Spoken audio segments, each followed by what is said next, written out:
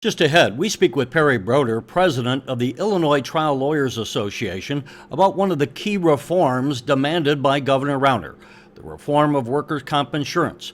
We hear who Mr. Browder blames for Illinois having the fourth highest workers' comp insurance rates in the nation. Perry Browder, thank you for joining us on the Illinois Channel. Good afternoon. How are you?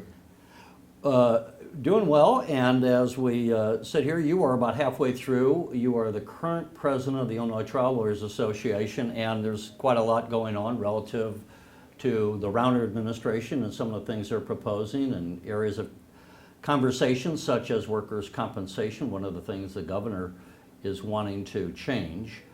A study came out recently comparing the cost of workers' comp to other states. I believe Illinois came in fourth, I should say, most expensive, and Indiana, right next door, was like 47th. I think they were like third from the bottom, so quite a dichotomy.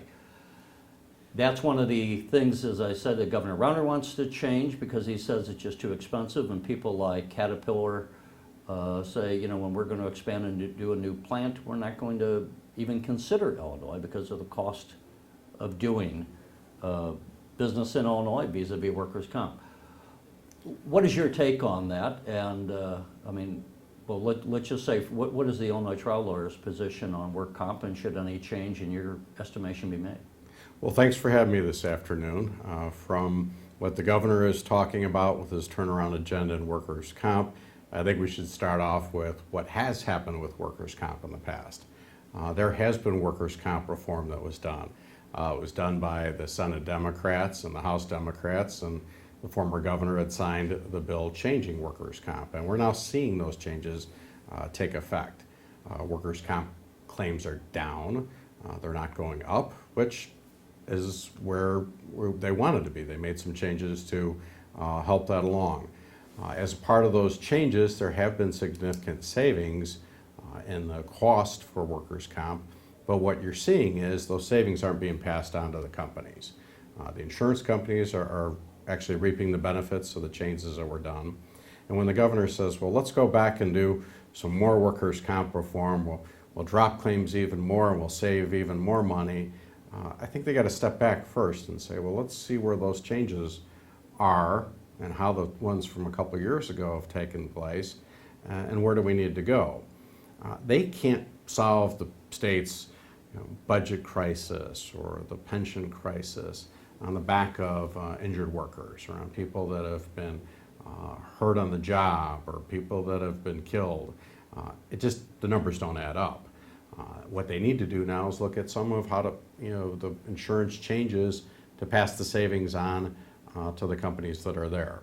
You were starting to mention Indiana. When you look at the state of Indiana, when you start doing that, you're comparing apples to oranges. The state of Indiana's average wages are a lot lower than what Illinois pays. Illinois is a much more vibrant economy than the state of Indiana. When you look at the two different states, Indiana has a challenge of keeping talent there. A lot of the young people move away and they come to Chicago and they go to St. Louis and they go out east. If you just look at O'Hare, how many flights a day are coming in and out of O'Hare? Because yeah, but it's a let's huge go economy. on the work comp area. Sure. One of the areas, first of all, I want to go a little bit more in depth on that, but let's just give people a shorthand version, because a lot of people who, if you're not a business owner, you don't really think about workers' comp. You're a worker and it just is kind of out there and you don't even understand it. How does the system currently work in Illinois? Well, some of these companies do not even participate in workers' comp. They're self-insured and they basically deal with their own claims. But there are companies that participate in the workers' comp system, and what it does is it gives employers a ceiling. Their amount of what they would pay out if someone was injured on the job is capped, unlike the tort system that does not have any caps.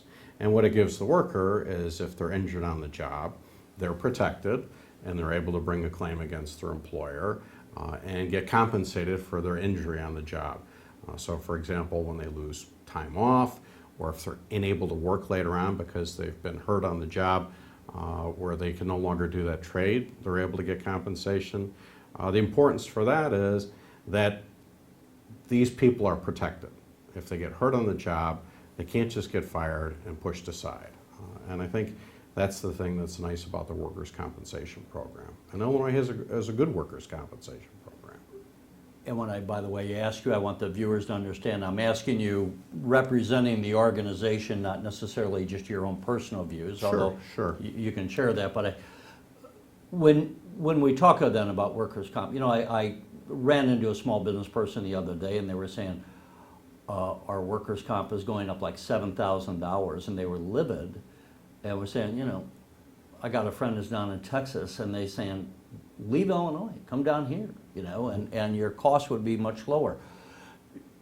As an association, when you look at the costs, would you acknowledge or not that Illinois has a problem for the business community with the cost of workers' comp and being competitive to other states? Well, the problem is that the savings that were done from those reforms are not being passed on from the insurance companies to the businesses. And right now there's over 300 companies in the state of Illinois that write workers' comp policies. They're not stopping writing policies and leaving Can I the state. just to clarify, when you Sure. say they write it, are they the insurers, or are they just more like a local agency, like a insurance agency? No, I think they're the actual companies, because you got large companies, small companies, and there's all different types of workers' comp policies, whether you happen to be working on a railroad or on shipping, or if you're in a secretarial pool. So there's a So broad they amount. classify what kind of a classification you're in, You're- because some jobs are more risky than others, Well, obviously. yeah, and think about it, the employees at a steel mill are much different than the employees at an office building or at a school. And I think, when you have that many people writing policies and making profits in the state of Illinois, they're doing well. You aren't hearing a crisis that you can't get workers' comp insurance because these companies are no longer writing the policies. But they are writing the policies because they're doing well financially. You're contending that we made some changes before, and we did as a state. There was some changes made. Now, the governor and members of the Republican Party in the legislature would say, we didn't go far enough, we did what we could under a Democratic governor, but we need to go further, we're still not where we need to be. As I understand, your contention would be, you're already reaping these, or having those savings, but they're not being passed on, as you said, from the insurance companies. Is there a way for us to, does anyone audit these insurance companies to say, are you making too much? And who's to say in business we don't say you make too much, right? I mean, Agreed. And I don't think you want to get to the point where you have that heavy of regulation where they start deciding how much profit is fair and what isn't. Right. But when you've made those changes on the backs of injured workers and you looked at how do you have cost savings there, I think it's very fair that you start having the insurance committees look at what is going on and where are those cost savings.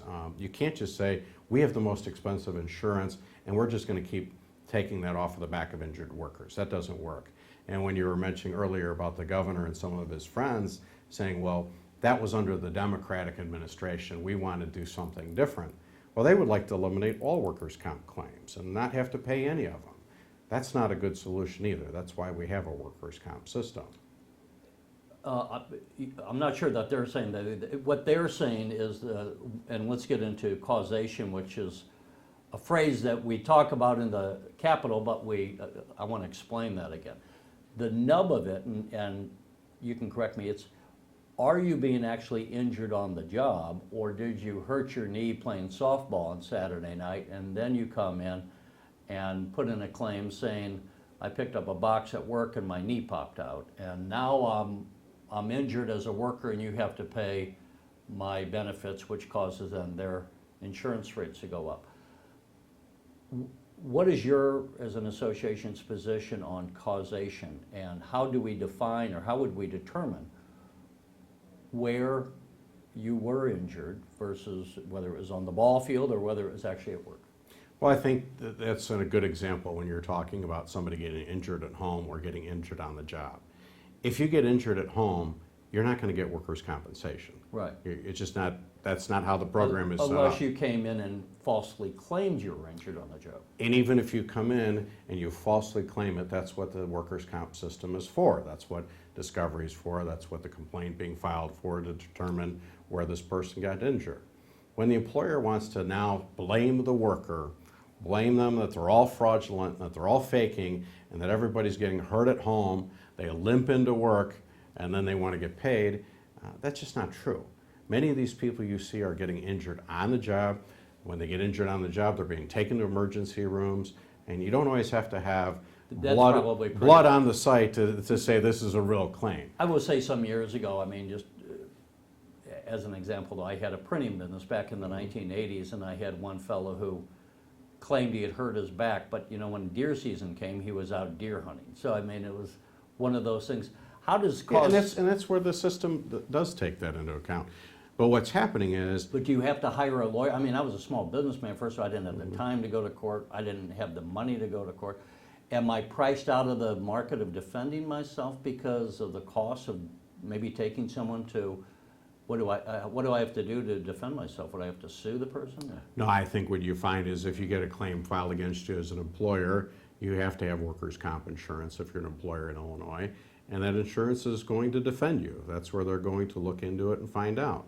But what's happening is you have somebody that's been lifting many heavy metal plates at Caterpillar for 30 years, and now while the guy's out shoveling his snow, they want to blame the shoveling the snow for those 30 years of lifting heavy metal plates and say, well, it was the shoveling snow, so let's blame it on that so we don't have to pay. That's not a good approach either. I mean, how do we determine in Illinois causation? Well, I think that's what you have the system for. You file your claim, you get your expert medical reports, both attorneys on both sides look at it, and if they have any dispute, they go to a hearing. And then you have a workers' comp hearing, and they decide, you know, what the award would be. Are these insurance companies willing to go to the cost of all that? I mean, if it's someone who, I don't know, is trying to get an extra $5,000 from the employer, the insurance companies might say, we're just going to settle, we're not going to defend you. Well, then that's the insurance company's mistake, because if there's something that's defensible where somebody is faking it and that claim shouldn't be paid, instead of just looking at profits and saying, well, we don't want to pay the $5,000 or $10,000. We're just going to. That does happen. We're going to go ahead and pay the claim. You know, why bother? Well, then they're making the mistake. They should look at it. That's what they get their premiums for. They have a duty to defend it, and you, as the small employer, that's what you're paying for, so that they step in and do that. But they're going to say we're not going to defend it. I mean, they're going to say we're just going to pay. We're not going to expend that money to defend you for. Well, that's them. That's them making the decision. Does the small businessman have any fallback position? Can he demand that they go to trial? Well, I think that's where the small business person needs to say, hey, you need to defend me. I know this did not happen on my premises, and you need to take care of this. I mean, of course they have a chance. Are they obligated? I don't know what this is. Is the insurance company obligated then to go to trial? Or they can't mandatorily say you have to go to trial and the award's the award. They can certainly recommend to the small business owner, let's resolve it. But I don't think that's where the problem and the cost savings are. If you have a handful of cases of $5,000, you're not going to go balance the budget. I think the bigger concern is when you're talking about overall premiums for the entire state and for the number of claims that are being filed, what's happening? Premiums aren't going down, but claims are going down. There's something different there. The reforms have been put in place, and you have claims down, but there's increased profits. You know, the small business owner deserves those savings, and they should be passing those on. Do we have enough competition in the state relative to insurance companies? I mean, would that help bring, what would the trial lawyers, and I don't want to spend the whole time on this, we'll move on to another topic, but no. What would the trial lawyers' solution be to help bring the cost of workers' comp down? I think they've already done that. They've made the changes before. The Democrats have made the changes in workers' comp. Claims are down. What our solution would be is right now you would have to have somebody look into insurance reforms and see where these profits are going. Because if you make the changes and you have savings, but then you just make more changes without determining how those savings are impacting the businesses, you're not accomplishing anything. And I think that's where we're at currently, is you need to look at where those savings are, look at what the reforms that have been put in place, how they're going, and then make a decision there. And I think you're going to find that there's a lot of profits being kept And again, you can't put profits over people that have been injured. It just doesn't work. How long have you been a trial lawyer? I've been a trial lawyer for about 14 years. 14? Yeah. People hear that, but what is a trial lawyer? Well, basically, a trial lawyer is somebody that when you have a friend of yours or a family member of yours that's been injured, we get them their day in court, where that a jury can then make the decision to decide whether or not that person should be compensated. And nobody wants to go to the court system. I mean, that's the last thing they want. Nobody gets injured. Is that true of you as a trial lawyer? Is that also, do you also try to avoid? Absolutely. With my clients, they would rather be healthy and not have to go to court. But for us, we're willing to file the case and discuss resolution. And if we can't get a resolution that's fair and reasonable, we'll go to a jury and let the jury decide. And your expertise is workers' comp, is that right? No, my expertise is actually mesothelioma, people that have been poisoned by asbestos. Which we see the ads. How long is it, before I go off into that, let's just, so Sure. someone, if they wanted to hire a trial lawyer, they would say, I have a claim, for whatever is the complaint they have, and they would bring that, whether they were injured on the job, maybe it was a malpractice case, it might be, I don't know, a car accident or something, they weren't compensated. So they would come to a trial lawyer, sit down, and you would hear them out and say, what's your complaint? And then determine from there whether or not they're worth representing? Exactly. We would make an appointment with them. We would hear what happened to them, how they were injured. We would maybe have to take some time to do some investigation into it to determine whether or not there is liability or whether or not they can even get recovery. There would be a big difference if you stepped off the curb and you got hit by a Budweiser beer truck because the driver was drunk drinking beer, and to be able to recover for that family, as opposed to a homeless person that stole a car that has no insurance and no assets that ran you down on the street. Is it always the case, I mean, I'm just kind of curious about how the industry works. When someone comes in, they might say, well, I can't get a lawyer, I don't have any money. Now sometimes, and maybe all the time, I don't know, do you take someone, I'm not sure what the term would be, but on a condition that you would take a percentage of the settlement, or must the person that's coming to a trial lawyer bring in some cash and say, you got to put some money on the table to have the representation? Well, what's typical is most plaintiffs' law firms, people that are trial lawyers, will do it on a contingency fee basis. So you would come in, say I've been injured, we wouldn't ask for any money from them.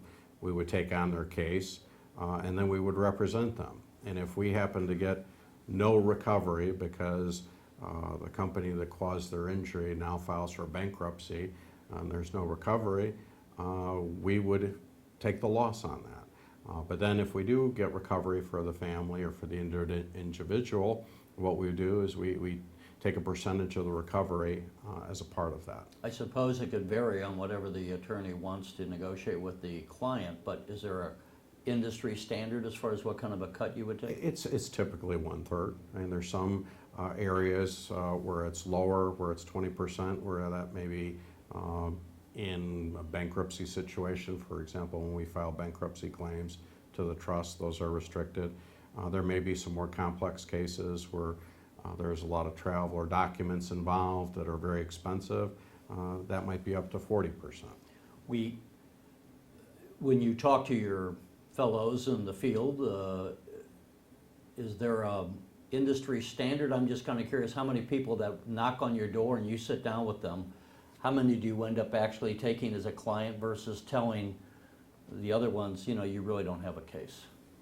Well, that really does vary. I don't think you could put a statistic on it because, for example, in our line of practice, we get people that are diagnosed with mesothelioma.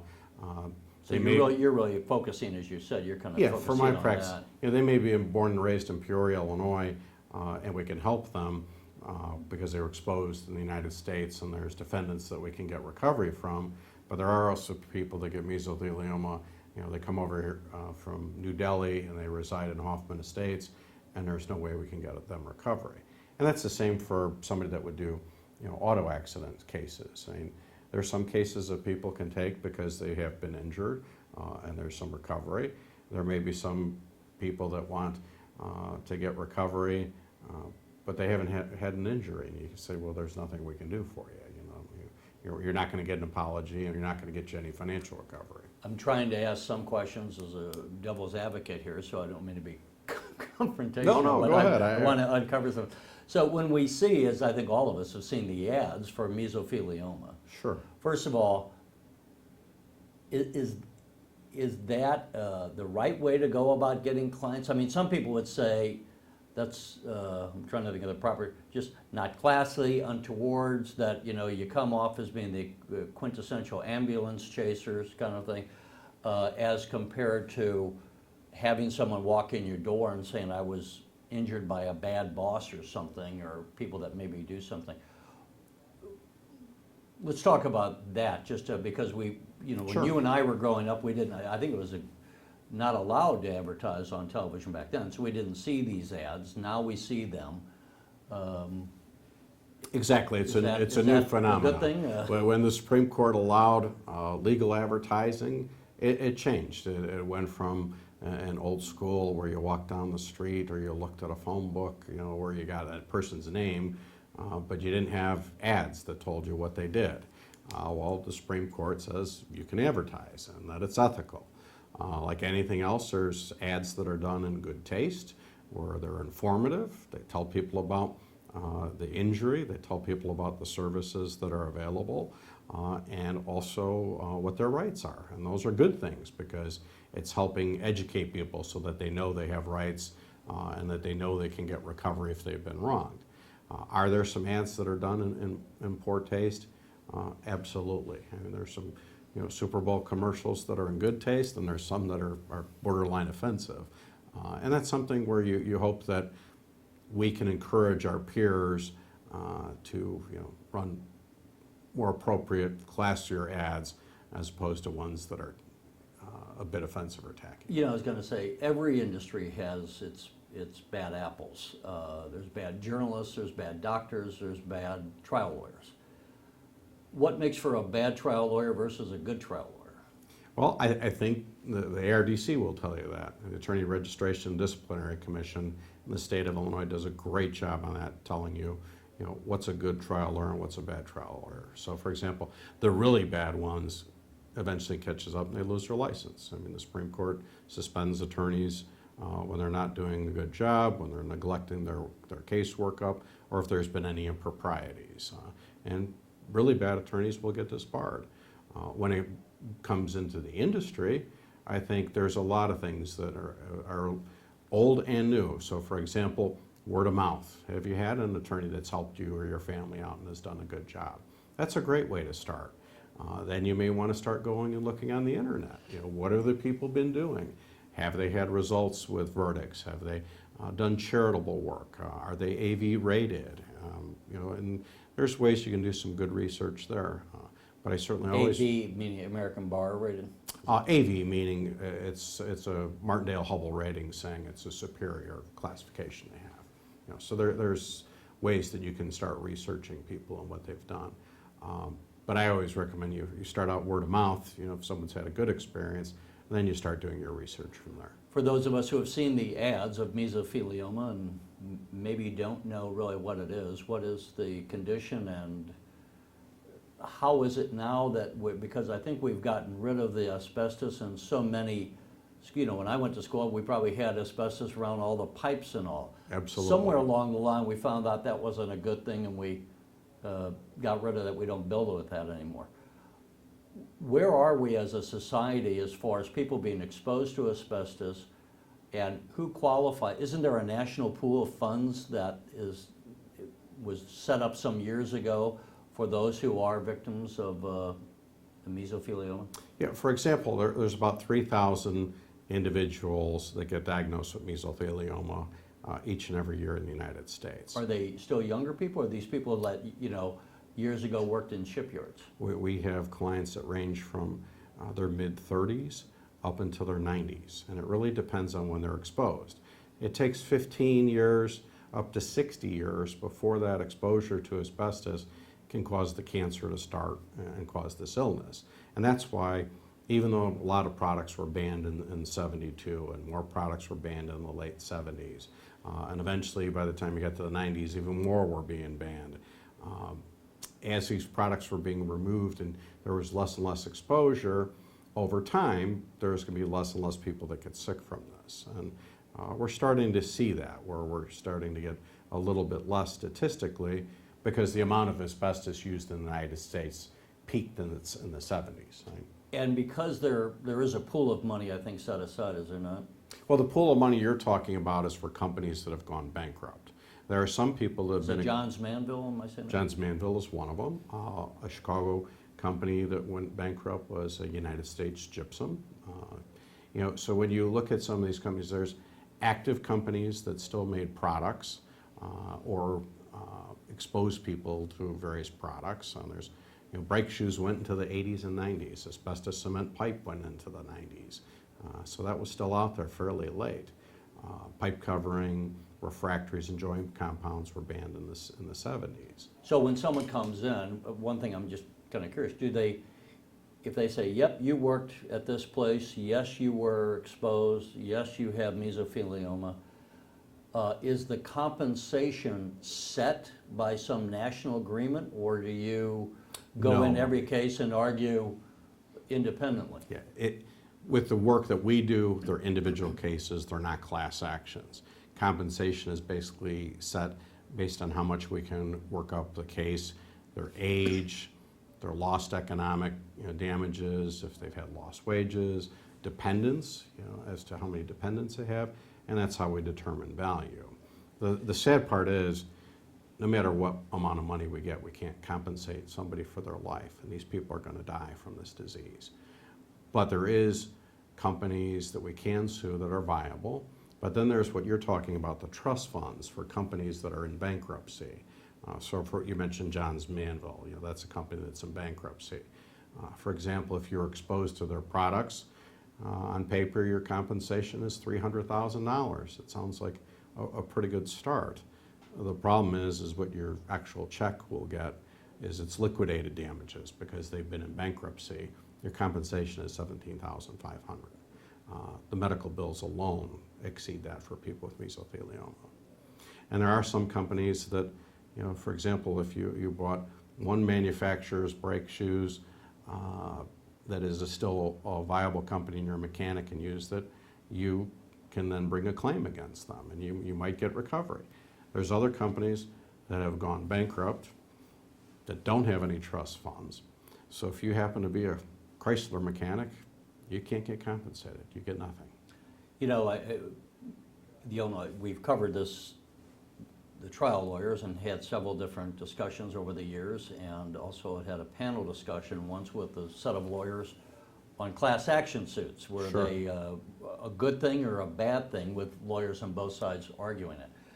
One of the things I would say, while the trial lawyers, maybe very unfairly, have somewhat of a reputation of being the ambulance chasers, and we might remember the Fortune Cookie movie with Jack Lemmon and Walter Matthau from 1965, if I recover, where Matthau was an unscrupulous lawyer trying to sue people.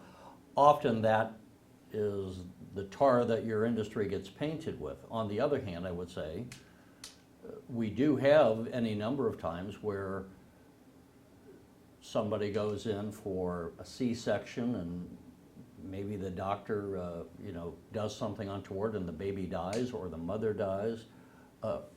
There are any number of instances where we have something go awry, and if that is your child or your wife,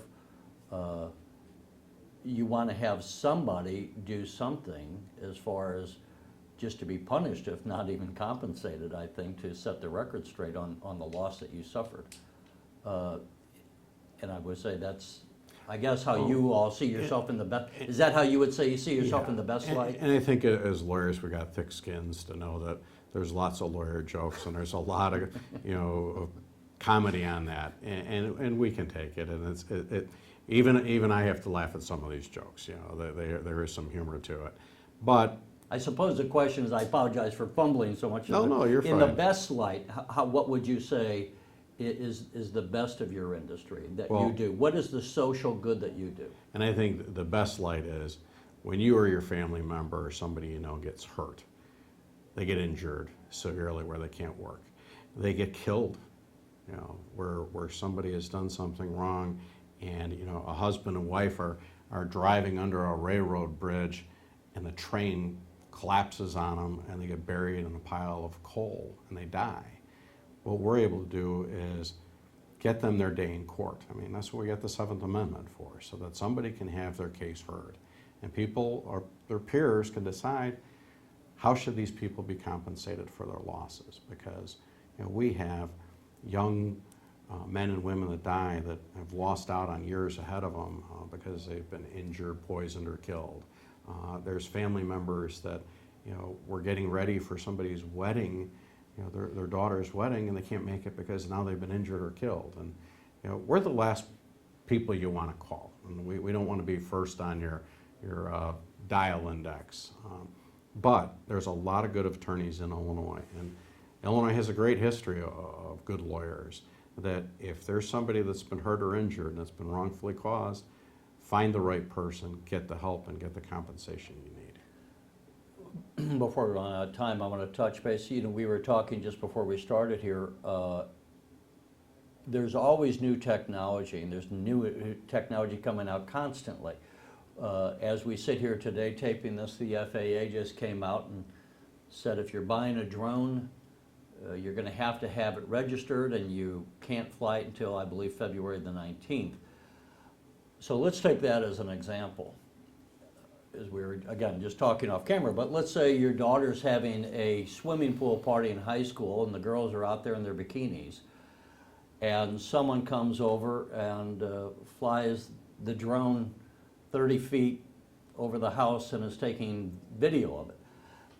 I'm using this as a for instance. To what extent, as an association, again, you may focus individually on the mesothelioma and want to stay with that, but is that an area for the trial bar to where you get in when new technology comes out and someone wants to bring suit?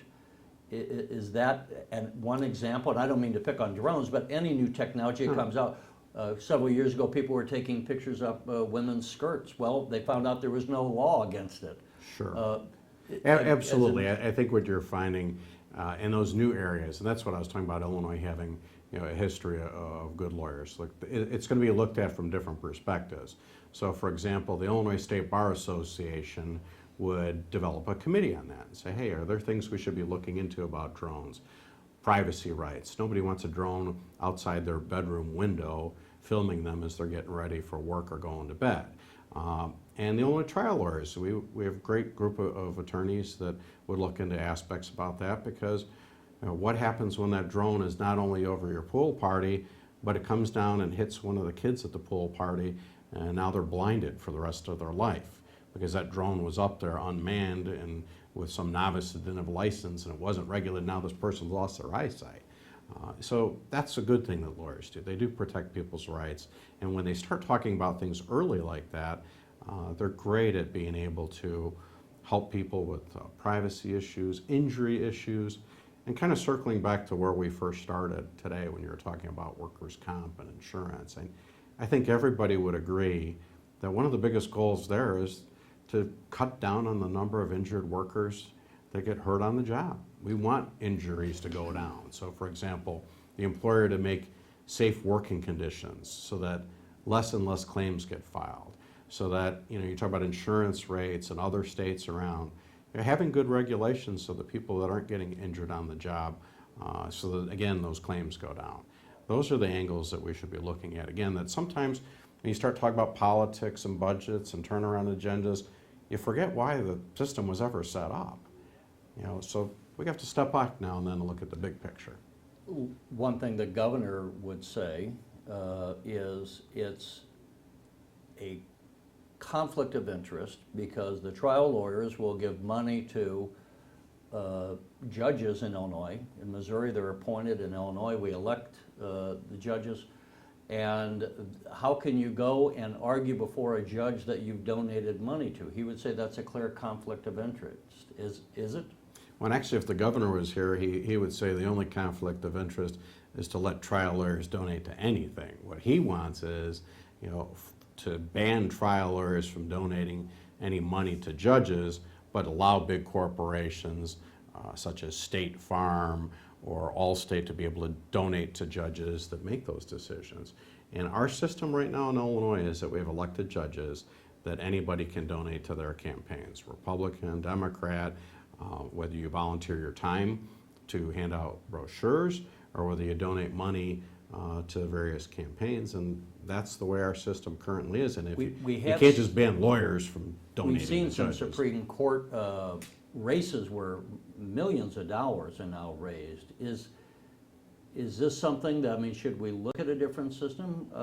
Is there any reason to go, maybe that's not the way it should be, that we have someone standing before a judge, or should we say a judge should recuse himself? Now, I don't want to name names, but certain judges have not recused themselves when they've had donors arguing before the Supreme Court. Sure. Should we go to like another state where maybe these judges, like at the federal level, are appointed rather than... And it's certainly something to look in. Their bar associations, can look into it, and we can have committees, and even Springfield could look into it.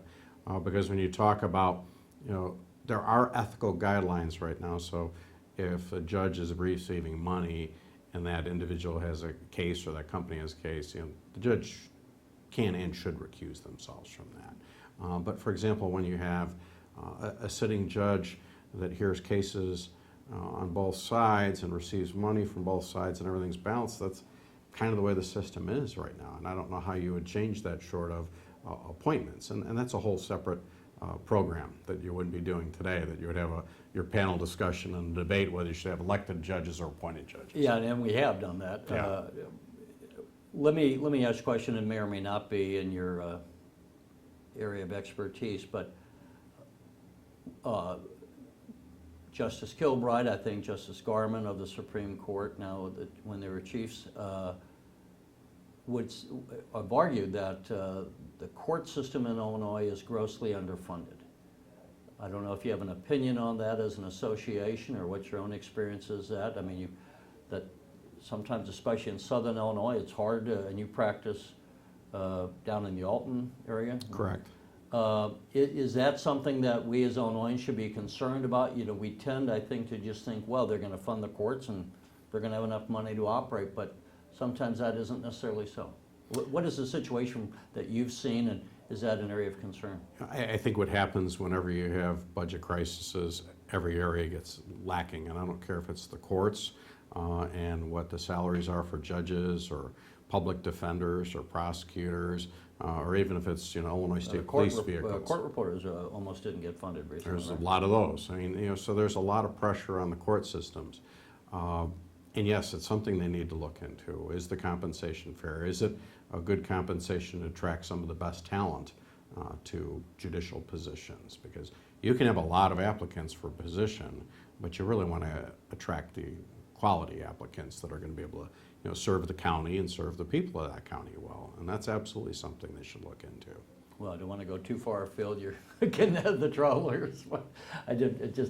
We run into these issues, and I wanted to see what you thought. Oh, sure. Well, Perry Browder, we appreciate you taking the time to speak with us and give us some insights, and we'll have to see how some of these issues wrangle themselves out in the spring. Maybe after they get a budget put together, we can find out what happens on the workers' comp, but we always welcome to come back and talk to us about it whenever there's an issue you need to bring to the public. Well, and I certainly appreciate the opportunity of talking with you. I just think when it comes down to it on these budget crises and pension crisis, again, you just can't do it on the backs of injured people. It just doesn't add up. Common sense says that's not the savings that's going to straighten out the state's problems. And again, we have to put people over profits to be a great state. Thanks for your time. All right, thank you. You're watching the Illinois Channel, an independent nonprofit corporation formed to provide gavel-to-gavel coverage of Illinois state government and other public affairs events taking place across Illinois.